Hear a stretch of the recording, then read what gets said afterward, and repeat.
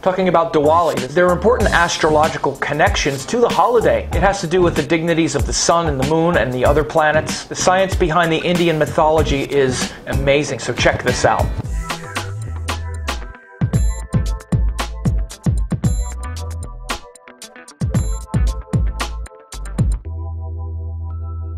So I'm talking about Diwali. Diwali, which is the Indian celebration of the return of light from darkness, is celebrated on the new moon. Usually that happens in the constellation of Libra, when the sun and moon come together in Libra. Now, this is an important day because, especially astrologically, it's the time when both the sun and the moon, which are the two luminaries, are somewhat simultaneously at their weakest. You know, the moon is weak when it's dark, and on the new moon, the moon is completely dark. It's when sun and moon are exactly joined in the same degrees in ecliptic longitude, which means lined up with the Earth, opposite the full moon, where the moon is the brightest. And the moon is also strong when it's in Taurus, very strong sign for the moon, and weak when it's in the sign of Scorpio, which the moon is very close to Scorpio on Diwali as well. So both balas, or strengths of the moon, are pretty compromised on Diwali, because the moon is dark and it's very close to its debilitated sign. So why do we take this day of sort of double-decker darkness, or double-decker difficulty, where both sun and moon are in difficult state, to celebrate the return of the light? Well, interesting idea.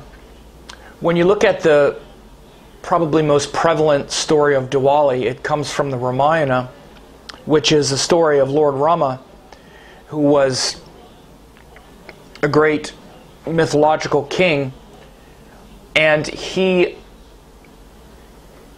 was exiled from his home, where he was supposed to be the king, from a city called Ayodhya, where he was the next in line to be the king, but one of his father's wives was jealous of him and his wife, and he was exiled for 14 years.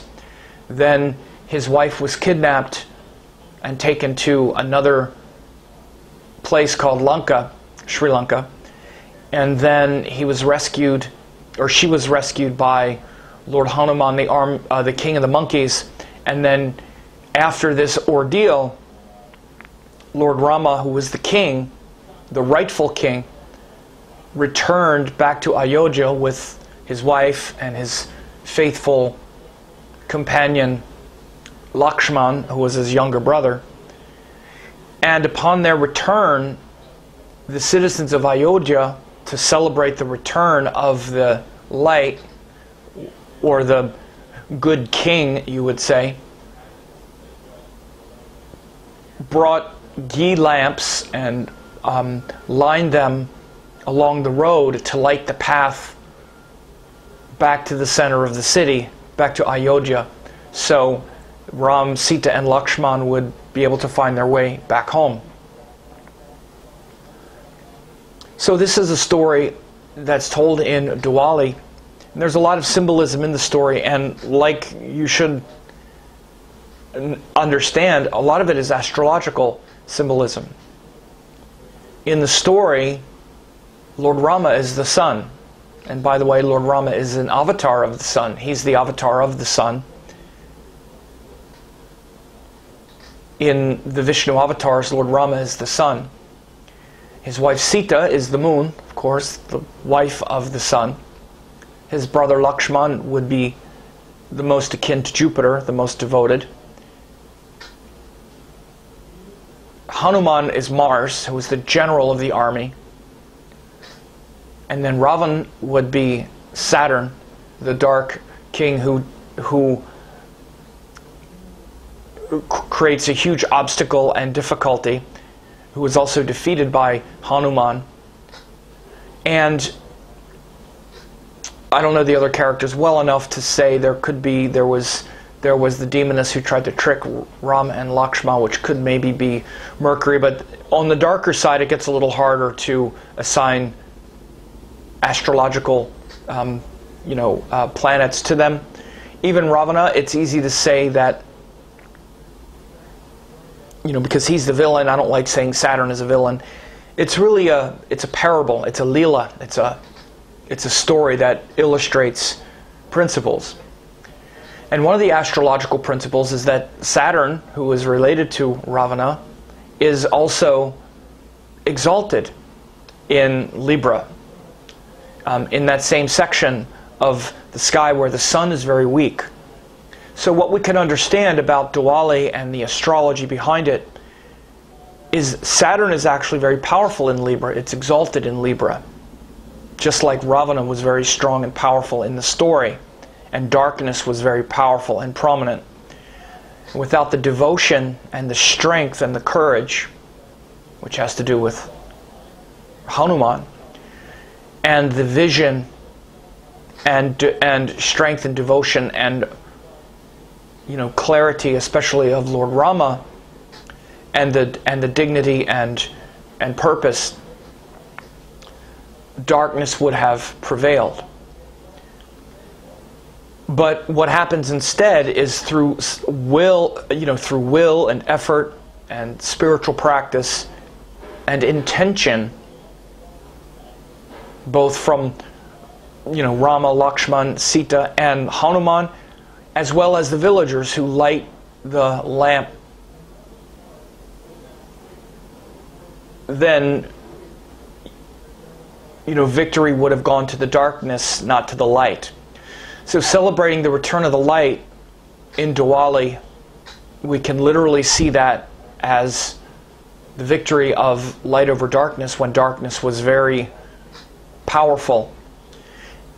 And we can see it astrologically as this section of the sky of Libra is literally where the sun is in its debilitated state, the sun, which would be Rama, and the moon, which would be Sita, is very close to its debilitated state. And as we said, it's very dark, which is one strike against the moon, and it's very close to Scorpio, which is another strike. But again, with spiritual practice, will and intention, and all of those things, the imperishable soul wins out. Because that's who you are underneath it all. And this is the thing to understand about astrology as well. When you don't know the true nature of self, you don't know the true nature of your life, the true nature of who you are, then you get confused by all of the astrological indicators. And when I say get confused, I mean it's analogous to you mistaking yourself to be something of this world. You get ensnared in your karma, you get ensnared in your story, you get ensnared in astrology.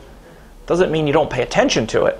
It means astrology is the study of helping you become unensnared. And it's always funny to me that people who sort of poo-poo astrology, they're usually the ones that are the most tangled up in their karma. The use of astrology is not so you can try to defeat your karma through your own will and your intelligence. And I know this is what some people do. People often mistake this, if not usually mistake that to be the use of astrology, because that's how it's taught.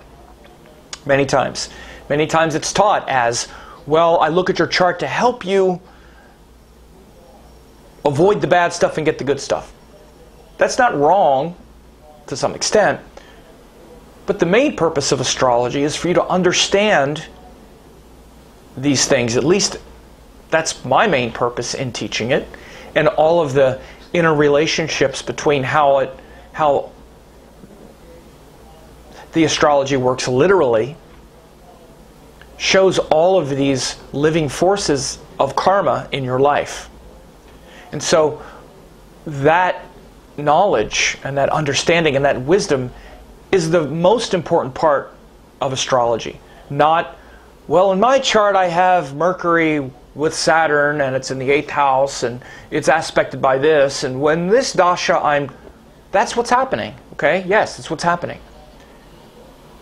And learning how to read that, learning what all of those things are, is the most important thing first. Meaning, what students usually do, what they often do, is they think that the reason to study astrology is to look for things that talk about your chart, learn how to identify them, learn whether it means they're good or bad, so is it good or bad? So is it good or bad? And then make a judgment about it. Oh, this is bad, so now what do I do to take the bad thing? What remedy do you have? What thing can I do now to not have the bad thing be bad? Or we pat ourselves on the back because of the good thing, or some version of this where it's all just about me, us, our ego, me, and then I wonder why I'm so sad because my whole life revolves around me, this little ego. Again, astrology works on that level, but that's not the real level. The great rishis, the great astrological sages, first used astrology as a way to bring this divine spirit into form. That's why the origin of astrology is very metaphysical, abstract, literally things that allow us to, do rituals at the right time and all of this spiritual practice and spiritual energy. And also when you look at the scientific Vedic astrology texts and you really ponder them, and you ponder what's in them, and you follow what's in them properly, you realize that there's an enormous amount of spiritual guidance and wisdom in the texts themselves. This is why Jyotish is one of the Vedangas, which means one of the Vedic practices. And it should be practiced as it was intended to be practiced, with the right methodology, and that includes the right zodiac, for example, and everything else. That's what the practice is, once you start to look at it scientifically. And when you look at it and practice it that way, it illuminates your mind and consciousness and begins to connect your limited mind with the cosmic mind. And then you start to see the depth in these stories. So then you start to understand why festivals are celebrated at times that they are. You start to understand the astrology of the zodiac and the astronomy and the divine unfolding of these things. And you just get more and more reverence. It takes a long time. It takes at least a long time to have the experience with the stories and the culture and the science as it's meant to be practiced and all of that. But it's not that hard. That's why it's good to find a teacher who has looked at a lot of charts, who has studied, who understands the history, the background, the science, and how the science is meant to be practiced and applied. And then you can make enormous progress in understanding the nature of your karma and why you're here and how these amazing stories refer back to that. So Diwali is a beautiful story. When you understand the astrology behind it, it's even more amazing. So I hope this was helpful to hear.